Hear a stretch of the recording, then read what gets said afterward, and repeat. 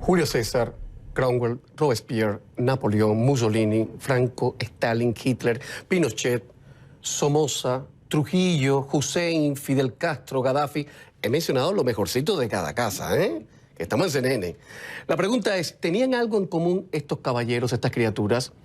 ¿Qué sucede en la mente de un gobernante autoritario? ¿Qué pasa por ahí, por esa cabeza? Alguien que estuvo en su entorno cuando la crisis de Elian González, el niño balsero, me contó que una noche Fidel Castro le pidió que le contara algún chiste en su contra de los que hace la gente por ahí, dijo el dictador. A la velocidad de la luz, esa persona respondió que no se le daban bien los chistes. No sé contarlo, comandante. Y ahí quedó la cosa. Castro, sobre todo de joven, intercalaba en sus discursos algún que otro chascarrillo, siempre en contra de sus adversarios ideológicos, pero los colaba, ya después ni eso. Me pregunto, ¿tenía sentido el humor el dictador cubano? Y del ridículo, ¿tenía sentido el ridículo Fidel Castro? ¿Quién sabe? Lo cierto es que tan pronto llegó al poder, silenció a los humoristas que se atrevían a satirizarle, sacó de circulación al legendario semanario Zig Zag, que ya criticaba al dictador Batista.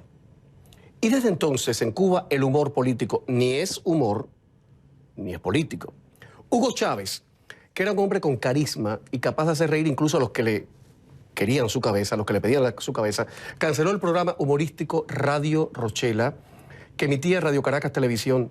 El programa se emitió, para que tengan una idea, durante 51 años y no dejaba títere con cabeza.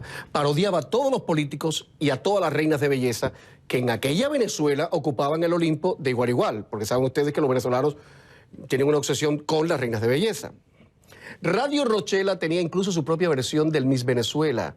Le llamaba Miss Chocosuela.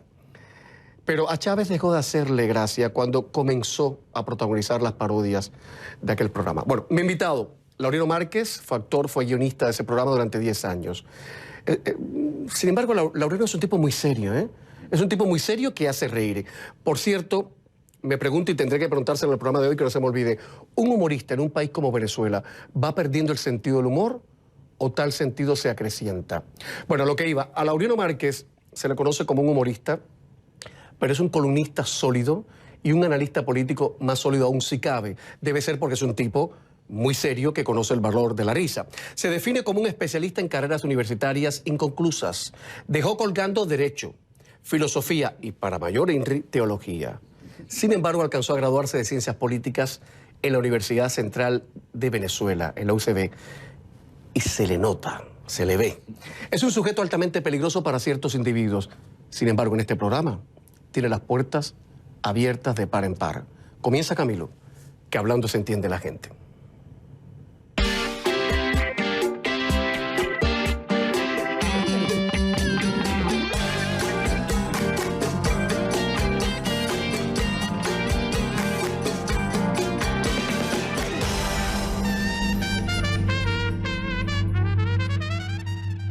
Estás entero, estás más joven ahora. Bienvenido, ¿cómo estás? Gracias, Camilo, un gusto. Estaba pensando que, le decía yo a Laureano, minutos antes de empezar, que me gustaría en este programa tener una vez al mes una mesa de humoristas latinoamericanos.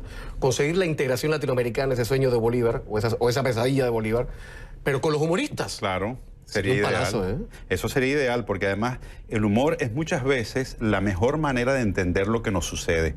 El gran humorista venezolano Aquiles Nazoa decía que el humor es una forma de pensar sin que el que piensa se dé cuenta de que está pensando. Bueno, yo te lo había citado porque tengo entendido que constantemente vuelves a Aquiles Nazoa. Sí, vuelvo ¿Es mucho. de verdad? ¿Lo relees? Lo releo porque para mí Aquiles Nazoa es uno de los mejores intérpretes de la sociología venezolana, de esa manera de ser nuestra tan particular, tan providencial, por ejemplo, que eso lo heredamos del alma española, el providencialismo de España, esperar todo que se resuelva de arriba, algo pasará, algo sucederá. Ellos que son blancos. Claro, algo sucederá. Sí. Entonces, eso lo arrastramos mucho los latinoamericanos. Yo creo que nosotros, y por eso la idea de los humoristas, de un panel de humoristas latinoamericanos, es una excelente idea, porque es que nosotros tenemos unos rasgos comunes. Nosotros vivimos de espaldas a España, pero nosotros tenemos un trasfondo español muy profundo. Y tenemos un intolerante español guardado. Absolutamente. Sobre todo los cubanos, que es tan común los cubanos decirle al contendiente o al contertulio, tú no sabes de qué estás hablando. hablando. Sí. Y se acaba la conversación. Ya está, sí. Como muy español, dice, no sé de qué están hablando, pero me opongo, ¿no? Y tú sabes, Camilo, que uno de mis cuentos favoritos, que es muy cortito, es de un español que dice, don Manolo, hombre, qué bien se ve, qué bien se conserva, ¿cuál es su secreto? Dice, pues mire, con nadie discuto, con nadie peleo, a nadie le llevo la contraria. Dice, hombre, pero no será por eso. Pues no será. Por cierto, tú eres de Tenerife. Sí, yo nací en Tenerife. ¿A qué edad te llevaron a Venezuela? A los 7 años. Mi padre había emigrado antes a Venezuela. Mi padre era el franquista perfecto, porque amaba a Franco, pero se fue a vivir a Venezuela. ¿Verdad? Sí, ¿pero llegaba franquista o facha? Mi padre era más franquista que facha. Ya, sí. Entonces, pero claro, la situación en España era terrible y los canarios particularmente emigraban mucho a Venezuela. Venezuela fue para los canarios una tierra de esperanza, de promisión. Y es una cosa muy curiosa, yo lo cuento a veces en mi monólogo. Mi papá salió de un pueblo en el que no había agua, no había luz, no había electricidad, a un país que en ese momento representaba el primer mundo, con agua, con electricidad, con servicios. Venezuela era un país avanzadísimo para su momento. ¿Es cierto que Hugo Chávez obligó a una cadena privada de televisión a cancelar la telenovela colombiana Chepe Fortuna? Me cuentan, no sé si es verdad, porque una señora llamada Venezuela, en la novela, tenía una mascota que era un perrito llamado Huguito. ¿Eso es cierto? Mira... Me lo han contado varios venezolanos aquí en Miami. No lo recuerdo, pero no tendría nada de raro porque muchas cosas se cerraron, entre ellas, como ya tú lo sabes y lo has mencionado, Radio Caracas Televisión, el programa Radio Rochela. Ha habido una presión creciente sobre los medios de comunicación en Venezuela hasta llegar al punto en el que estamos de intolerancia absoluta con la disidencia, con el pensamiento crítico, con todo lo... o sea, nosotros tenemos conculcada la libertad de expresión en Venezuela. ¿Por qué será que el poder se pone más patético aún cuando exige solemnidad? Sí. ¿Por qué será? Tú que eres humorista, a ver si me lo puedes explicar. Mira, Camilo, yo creo que cuando el poder no solemne exige solemnidad, hace el ridículo. Si tú vas al Palacio de la Zarzuela y está el rey de España con la solemnidad del caso, o la reina Isabel de Inglaterra, que es solemne por definición, que es un mejor ejemplo todavía, ahí es el espacio de la solemnidad. Pero cuando uno de nosotros se trata de dárselas de solemne, queda en ridículo, porque es que el contexto no te lo permite. Es verdad. ¿Cómo tú en el Palacio de Miraflores te vas a dar de Buckingham? O sea, no hay forma, no hay manera. Yo siempre cuento en el programa y me imagino que más de uno se pone bravo. En mis viajes de trabajo, cuando me toca entrevistar a los mandatarios latinoamericanos, siempre me choca que en nuestros palacios de gobierno disfrazan a los edecanes y a los soldados de guardia... como el cascanueces. Sí. O sea, pero con una ropa súper calurosa, que pesa, que no tiene nada que ver con nosotros. Yo leí hace poco, releía un escrito del gran intelectual venezolano José Ignacio Cabrujas que hablaba del estado del disimulo, ¿no? Dice, nosotros actuamos, y eso vale para Venezuela y para el resto del continente. Nosotros actuamos como el estado del disimulo, como si fuéramos serios, como si nuestras constituciones se cumplieran, como si tuviésemos derechos, como si los jueces se ponen pelucas y dan martillazos en la mesa y dicen, oye, es un juez. Pues no, terminamos siendo parodia de justicia, parodia de constitución, parodia de Estado. Pero es verdad. Sí. Entonces, claro, no podemos tener solemnidad, porque la solemnidad se nos ve ridícula. Yo recuerdo una vez, el acto más solemne que se hace en Venezuela es la apertura del Arca de la Independencia el día 5 de julio. Y entonces, claro, yo veía al maestro de ceremonia y se veía como muy ridículo porque no era realmente una ceremonia con tradición, sino que se estaba haciendo, la gente estaba desordenada. Entonces, Cabruja un poco lo que decía era, por ejemplo, un acto solemne académico, todo el mundo se ponía la toga, pero cuando llegaba el momento del brindis, era cuando la gente era realmente como aún era. Con la toga puesta. Claro, entonces, esta es mi realidad. Y entonces, al que habían honrado, que de apellido González, le decía, ¡epa, Gonzalito! ¡Caramba, Gonzalito! Pero, ¿quién le iba a decir? No le digas Gonzalito el día que él es más González que nunca. Porque así somos. Claro. En Cuba, Jorge Mañach escribió un ensayo, estoy hablando de los grandes intelectuales cubanos, que se llama Elogio del Choteo. Y decía, todo el problema de los cubanos es que lo tiramos todo a eso. Y choteamos todo. Pues, ¿sabes qué? Censuraron a Mañach también. Claro. Claro. El gobierno censuró Mañaza. Claro. Porque el poder no tiene sentido del humor. Claro, no tiene. Y sobre esto del no creernos los cuentos nosotros mismos, te pongo otro ejemplo, que era el de la Semana Santa, que hacía una representación que se suele hacer de la Pasión de Cristo, y entonces estaban representando en Caracas. Se hacía en toda Venezuela. Sí, entonces estaban representando en Katia a la Pasión de Cristo, y entonces un chamo que estaba viendo, un niño, dice, pero bueno, riéndose, ese no es Cristo, ese es el hijo del chichero con la señora Manuelita. O sea, nosotros no nos creemos la solemnidad, ¿no? Pero a lo mejor eso nos redime entre tanta desgracia. ¿no? Puede ser. ¿no? Nosotros tenemos, el sentido del humor tiene un doble valor para nosotros, ¿no? Tiene un valor que yo podría decir negativo, que es que al tomarnos todo en broma, quizá tenemos un desahogo que nos impide actuar seriamente en muchas cosas. Pero el humor también es, en nuestros países, uno de los grandes instrumentos de la seriedad, del descontento. Entonces, funciona de doble manera. Cuando uno ve una caricatura del gran Pedro León Zapata o de cualquier humorista que analiza con densidad la situación de los países, uno dice, bueno, esto es una cosa profundamente crítica y profundamente subversiva, incluso contra el orden que nos malgobierna. Eso en Venezuela ha pasado históricamente muchísimo. Yo creo que en cualquiera de nuestros países. Exactamente. Sí, sí. Laureano está presentando el espectáculo Histeria de Venezuela, junto a otro humorista, Emilio Lovera, que pasó por acá y un programa fantástico. Yo quería preguntarte, ¿en ese espectáculo por fin se explica cómo Venezuela llegó a ser lo que es hoy? Mira, lo intentamos. Intentamos dar algunas pistas y algunas claves, ¿no? Por ejemplo, lo que te hablaba un poco al principio, nuestro origen hispánico, es esa España que nosotros somos y que tiene muchos rasgos que nos definen. El tema de la corrupción, el tema del individualismo, el tema de no reconocernos a veces. Pero también, por ejemplo, la manera como nosotros nos independizamos de España produjo un fenómeno latinoamericano que nos ha afectado mucho, que es el caudillismo. Eso nosotros lo tocamos ahí con humor. Hubo otros temas, como por ejemplo la deficiencia que nuestro espíritu tiene en la valoración de las formas de gobierno, de las instituciones. Para nosotros las instituciones no han tenido el respeto que merecen las instituciones, no las terminamos de cuajar.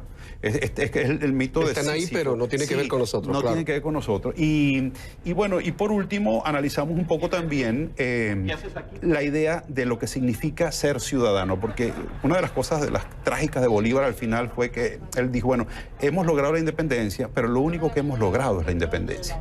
Y nosotros lo que tenemos es que construir un país de ciudadanos.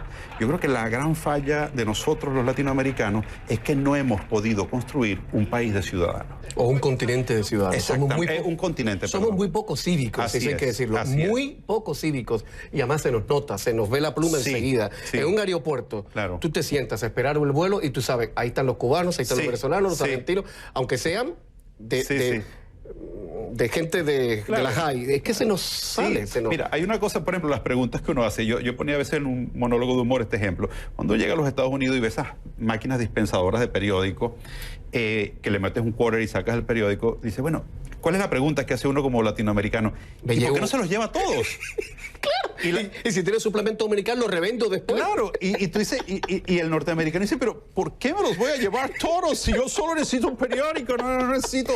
Oye, pero eso es verdad. Eso le pasa por la mente a todo el mundo. A todo el mundo. Y no sé si nos pasa mucho que vemos siempre como el lado, subes a un autobús donde hay que marcar el ticket tú solo. Y la primera pregunta que uno hace, ¿y qué pasa si uno no marca el ticket? Y dice, bueno, pues ¿qué tienes que marcarlo? Es tu obligación ciudadana.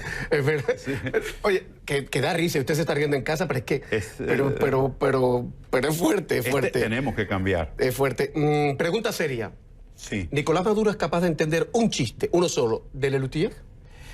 No creo, no lo creo. De verdad que no lo creo. Yo creo que además, yo creo que Maduro, como no lo tenía Chávez, no tenían sentido del humor Chávez, y no creo que Maduro lo tenga tampoco, porque yo diferencio entre el sentido del humor y el sentido de la burla. La burla no es humor, la burla es agresión que se pretende humorística, pero no lo es simplemente agresión. La burla siempre es desde una situación de poder. De poder, exactamente. Exacto. Entonces, la burla es grotesca, no tiene ingenio, es descarada, es llamar al otro pelucón, llamarlo... Es ofensiva, no hay ingenio en eso. Pero solo los más vastos se ríen de eso, ¿eh? Claro. O sea, cuando la gente se ríe de los chistes de Fidel o de Chávez o de Correa o de Trump, son los vastos los que se están riendo de eso. Claro. Lo que pasa es que hemos perdido tanto, como ya somos tan poco libres y como respetamos tanto el humor, el lenguaje, pues nos da miedo decirlo.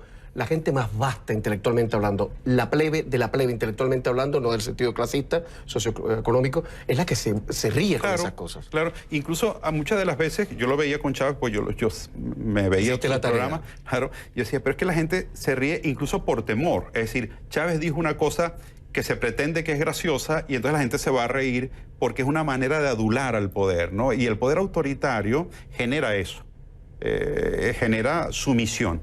¿Qué es sumisión? ¿Hay algo peor que un tipo que intenta explicar un chiste? El que además de explicado no lo entienda. Además. Sí. Claro, y es terrible. Los chistes, si requieren explicación, ya fracasaron de antemano. Claro, por ejemplo, hay una humorista venezolana en este momento que hace su humor basada, y eso le queda muy bien, en la explicación de los chistes. ¿Y le funciona? Le funciona porque, claro, ha hecho de eso su manera de hacer humor. Entonces, solo explica chistes y es gracioso. Si viene al programa, ¿podría funcionar? O sea, en Bolivia la entenderían, en La Habana. Bueno, en La Habana estamos censurados, perdón, en La Habana no. Claro. En Bolivia, en Argentina la entenderían. Claro, la entenderían. ¿Me das el nombre después? Sí, después. ¿Cómo se llama? No lo tengo. Bueno, pero me lo das, te lo doy, claro. Me lo das. Claro. Voy a publicidad con una frase que ya citó Laureano, pero que estaba ya en este programa, porque además hay que decir que Aquiles Nazoa forma parte de la gente de mi generación. Es una persona muy cercana, aunque parezca que no, porque en nuestras escuelas nos los enseñaban de alguna manera. Bien. Lo que pasa es que ahora me doy cuenta que lo enseñaban mal, porque nos decían, Aquiles Nazoa era el hombre que se dedicó a hacer, a mirar Venezuela de una perspectiva costumbrista. No, era mucho más que eso. Sin duda. Fue mucho más que eso. Sin duda. Pues lo que Aquiles Nazoa decía, ya lo dijo Laureano, el humor es una manera de hacer pensar sin que el que piensa se dé cuenta de que está pensando. Así debería ser la televisión. Ya volvemos.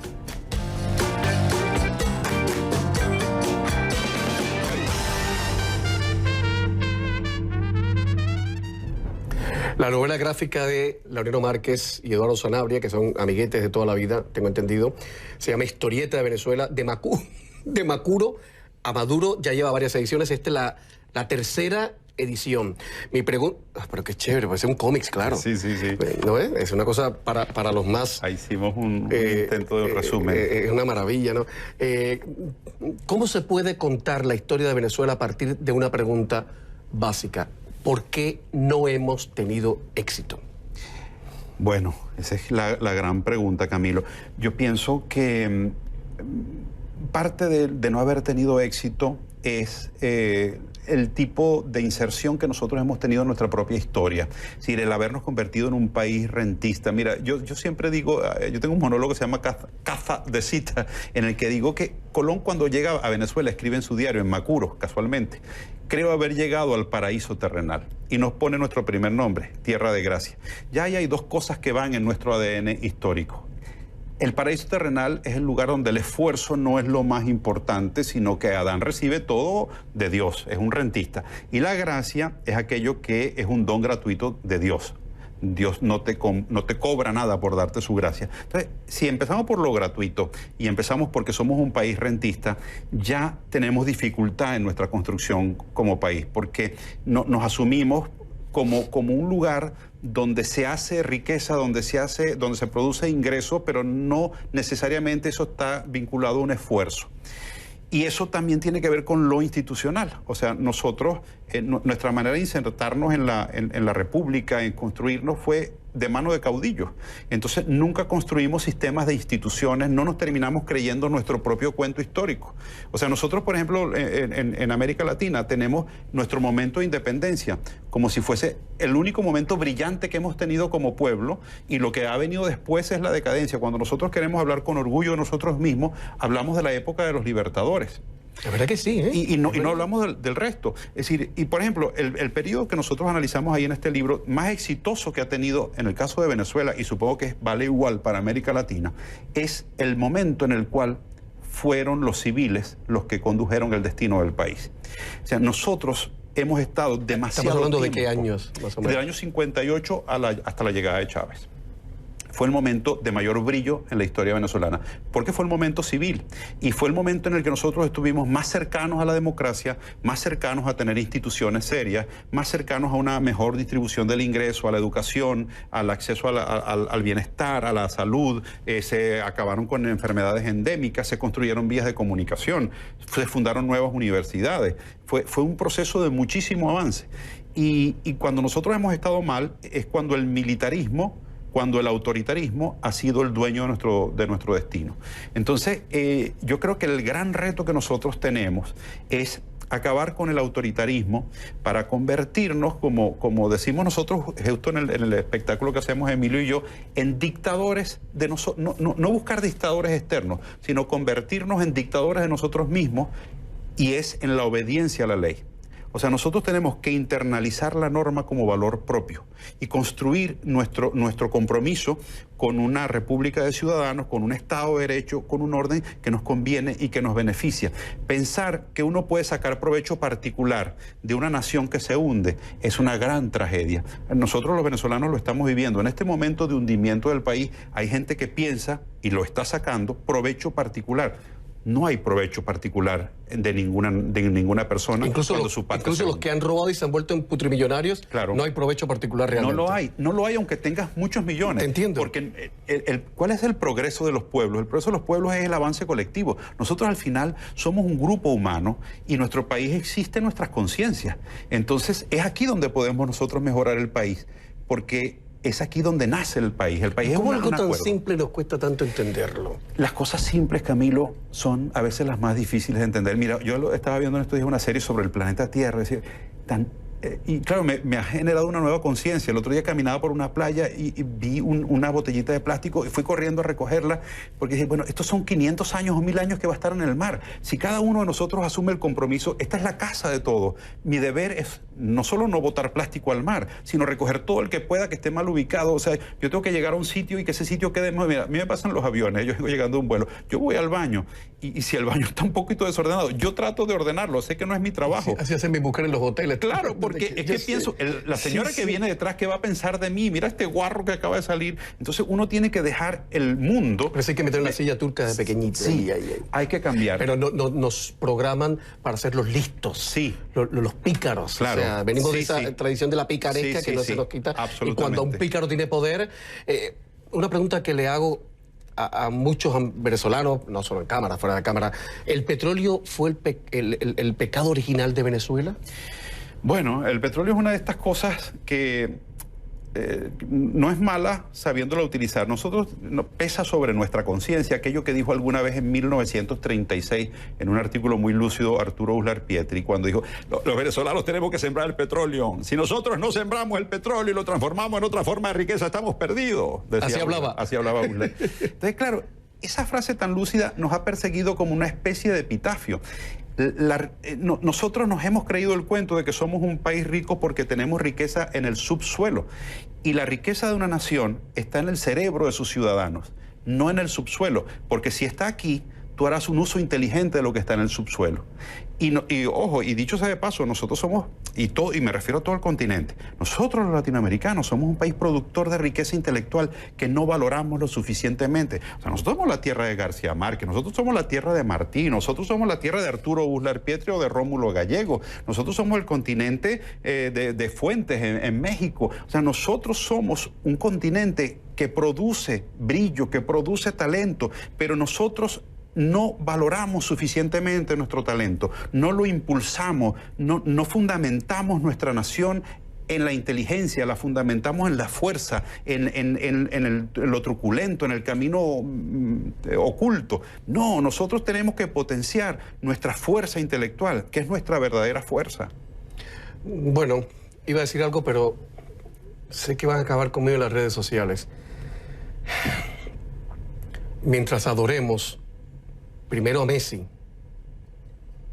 y a Cristiano y a Pep Guardiola, que además ahora es independentista y ultranacionalista, e ignoremos a toda esa gente que ha mencionado Laureano, pues no nos debemos quejar después ni llorar, ¿eh?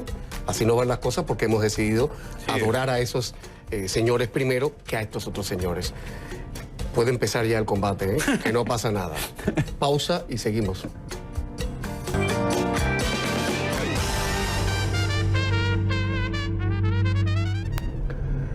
El programa continúa con un recado para el señor Diosdado Cabello. Como usted dice que los venezolanos viajan hoy, más de 4 millones de venezolanos que andan como parias por el mundo, lo hacen por estatus, porque les gusta mucho viajar. Debo decir que Laureano Márquez está en Estados Unidos trabajando y que tiene una gira con varias fechas, con varios lugares para los próximos días. ¿Por dónde empieza aquello? Bueno, pues mira, comenzamos pasado mañana, Emilio y yo, en Atlanta. Tenemos presentación allá de Histeria de Venezuela. Pero después voy a aprovechar también con mi monólogo Casa de Citas. De cacería. Hay una diferencia entre cazar con Z y cazar con S. Cazar con Z es cuando un hombre mata a un animal y cazar con S cuando el animal se mata solito. Pero está el divorcio, que es legal. Claro, sí. Mire, entonces vamos a estar en Austin, en Cincinnati, en Dallas. Vamos a estar en Nueva York. Teníamos mucho tiempo que no estábamos en Nueva York. ¿La primera ciudad cuál va a ser? La primera ciudad va a ser, a ver si lo recuerdo bien, va a ser Houston, me parece. Houston. Sí, y después Dallas, Cincinnati, Austin y Nueva York también.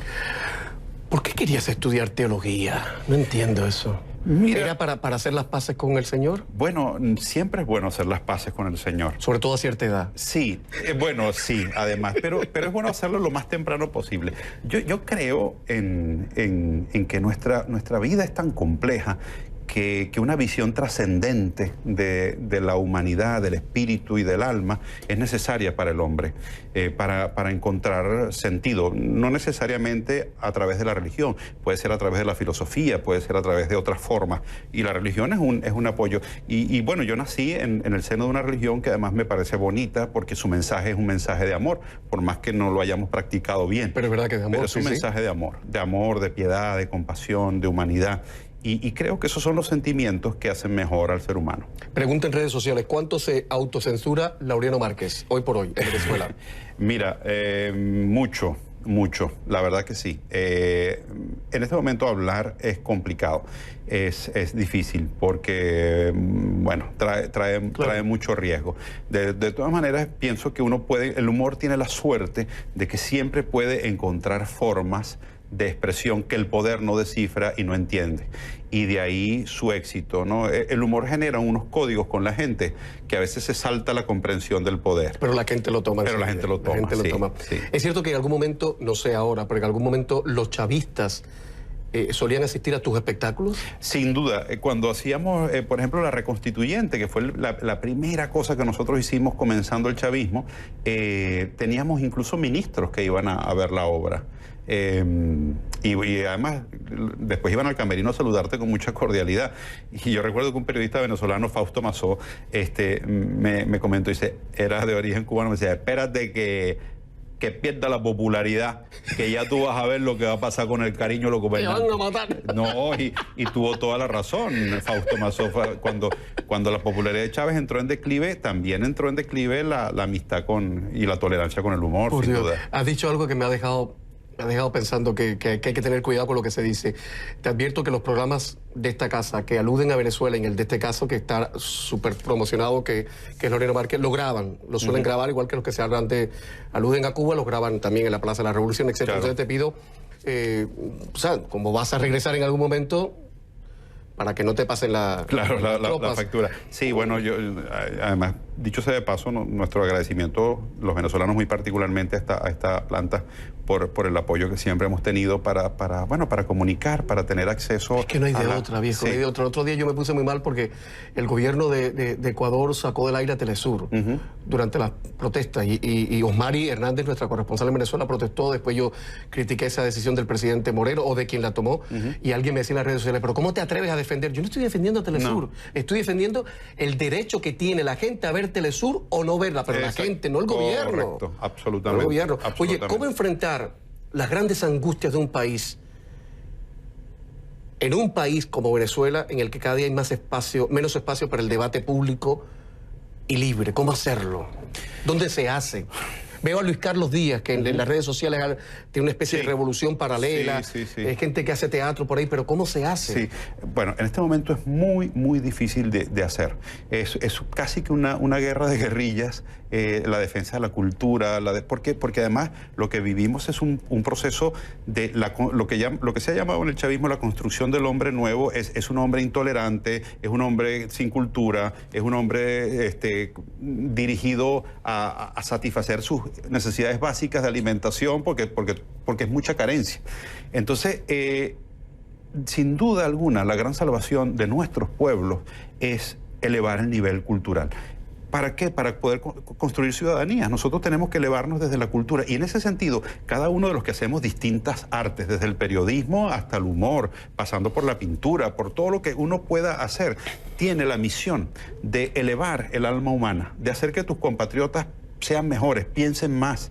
Y en ese sentido, yo pienso que debemos asumir ese compromiso los creadores, porque ese es el único camino que yo veo para que nuestros países avancen, es formar gente. ¿Y el Estado no debería estar también en ese camino? El Estado tendría que ser un aliado. Sería mucho más fácil para todos. Pero por supuesto. Mira, yo recuerdo los momentos en los cuales en Venezuela el Estado financiaba una cultura que le era crítica y que le era contraria.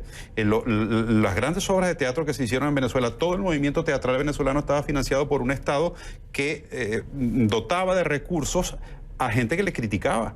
Pero es que de eso se trata. El Estado es la representación de todos los ciudadanos. Exacto. Y al Estado le conviene la autocrítica, porque la autocrítica es la mejor manera de trascender y de mejorar.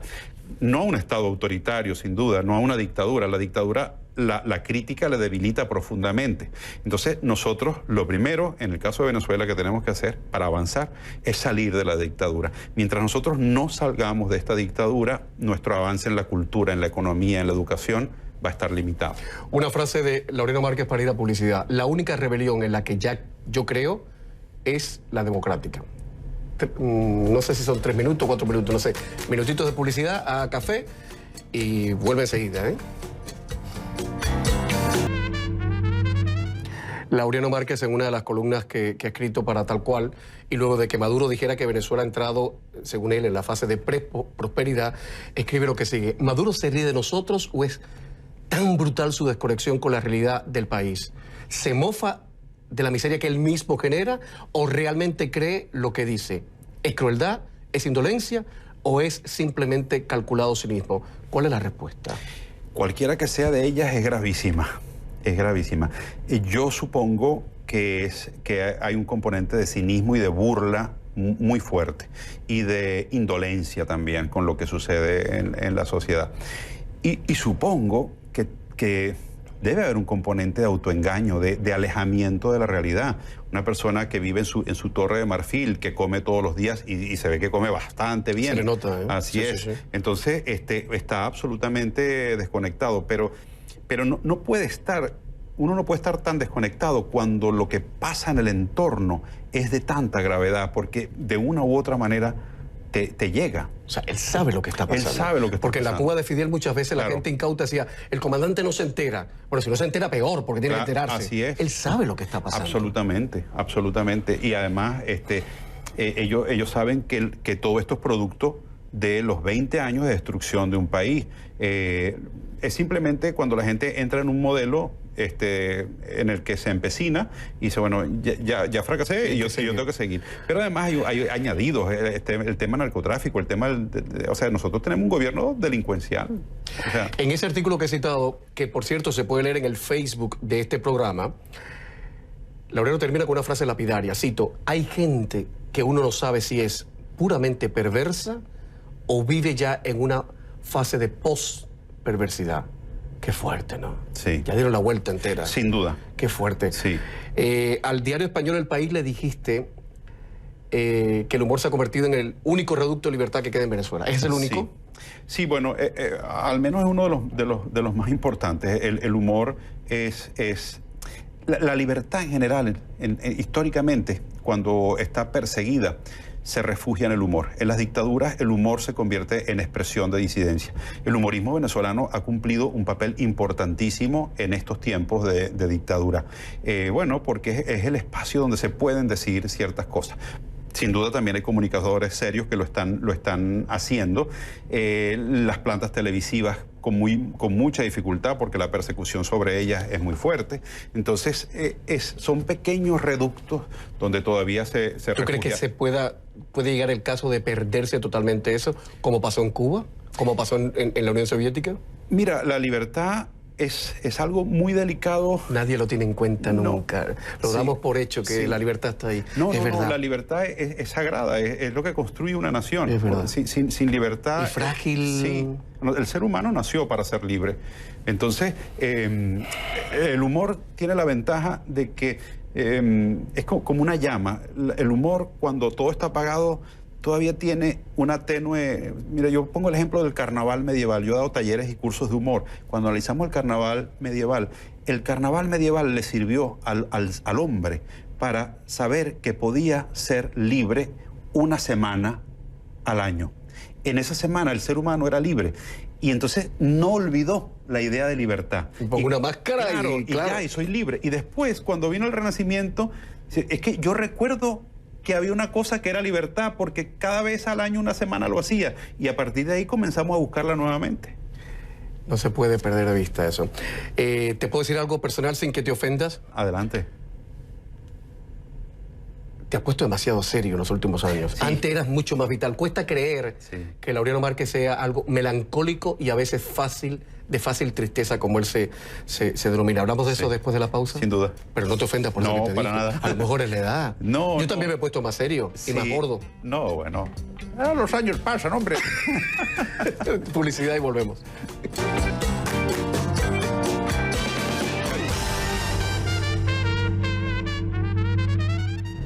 ¿Está más serio Laureano Márquez ahora? Sí estoy, Camilo. ¿Pero más triste? Sí, también. Ya. Mira, el poema famoso es Juan de Dios Pesa. Hay